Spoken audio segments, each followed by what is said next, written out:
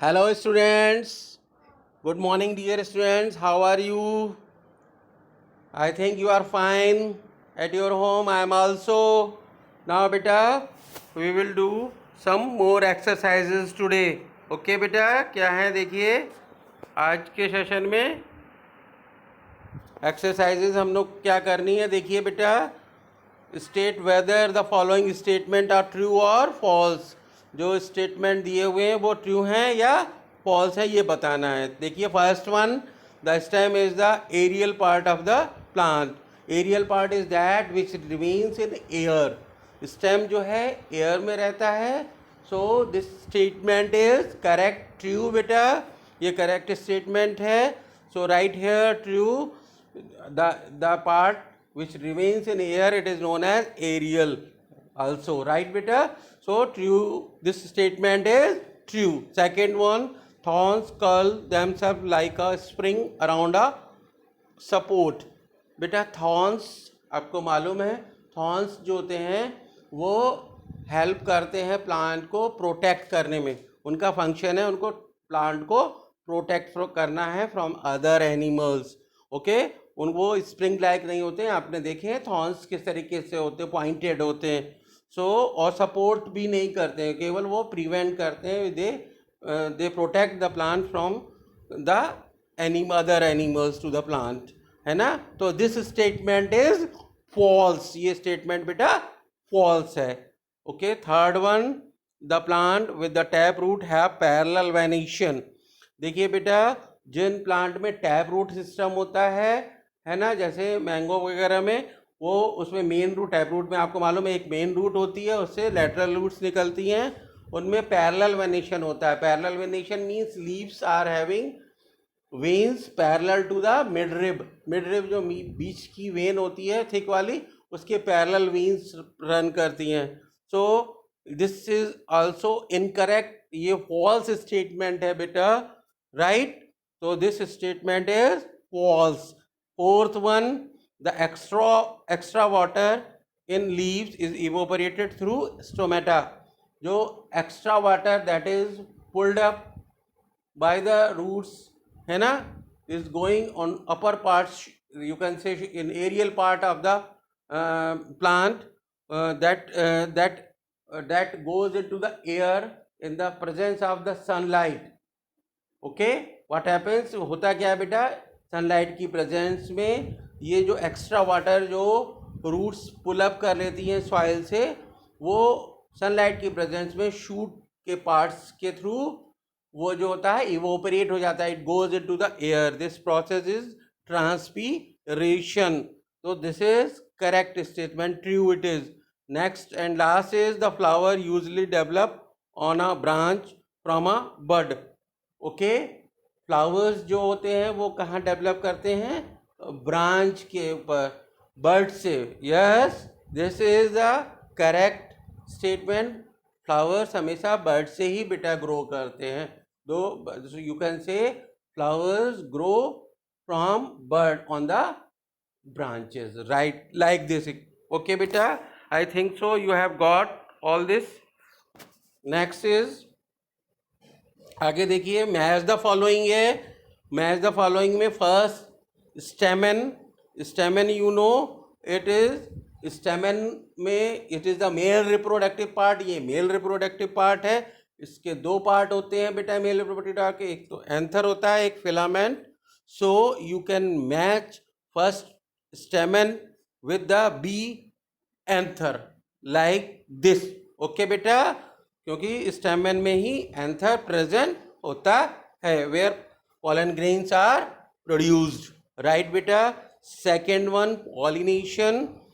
Pollination आप जानते हो, पॉलिनेशन में क्या होता है, pollination is the process in which pollen grains transfer from anther to the stigma of the female. Transfer of pollen grains even. So second one you can match with the even transfer of pollen grains from anther to stigma of the female, like this. Third one, seed. Seed देखिए, seed one, seed, you know, seed are from the ovule that are present in, yes बेटा मैंने आपको बताया था, ovules जो होते हैं वो एम्ब्रियो द फीमेल पार्ट में प्रेजेंट होते हैं. सो सीड्स जो हैं एम्ब्रियो में प्रेजेंट हैं. So you can match third one with the A embryo.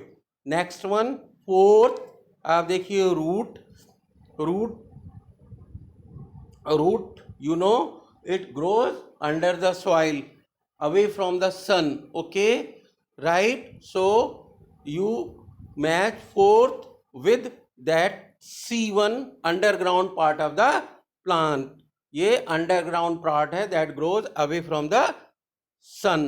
Now the last and fifth one is potato. तो पोटैटो में देखिए बेटा, potato you can, you know, that is grows, that is stem tuber is a modification of stem, so it is a stem tuber. So fifth one potato you can match with the D1 stem tuber like this. Okay beta, I think so you have got all this explanation. Okay beta, now we eat different part of the various plants. From each plant write the part of the plant that you eat, part of the plant which we eat. देखिए जैसे carrot में बेटा, carrot we are eating the root of the carrot. Okay बेटा, वो जो हम लोग खाते हैं वो उसकी रूट है. In sugar cane that we eat, that is the stem of the sugar cane. Next third one आप देखिए कोकम्बर में. Cucumber is a fruit in a fruit category. Cucumber जो है वो फ्रूट कैटेगरी में आता है ना. Now fourth one lady finger which we use as a vegetable is also a fruit.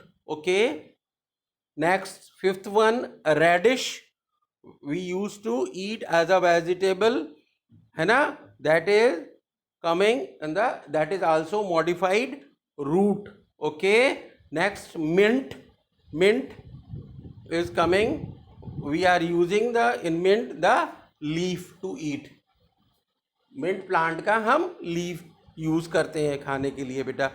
Seventh one tomato जो एज ए वेजिटेबल हम we are using, that we use to eat the fruit, that is fruit. वो tomato का fruit है बेटा. आपने देखा होगा उसके अंदर बेटा सीड्स भी प्रेजेंट होते हैं. Next one eighth fenugreek. Fenugreek में बेटा, फेन्यूग्रीक में सीड और leaf we use to eat both. Seed और लीफ दोनों ही उसकी we used to eat.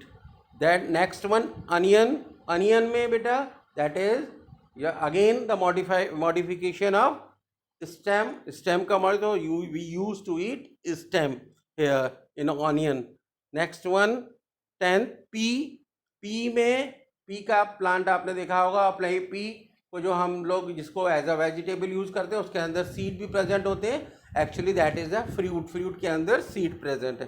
तो पी में fruit as a vegetable we use to eat, you can say like this. Next one 11th potato is a we use to eat as a vegetable, is a modified stem. Next apple आपको मालूम है is a fruit. Third one ginger also modified stem.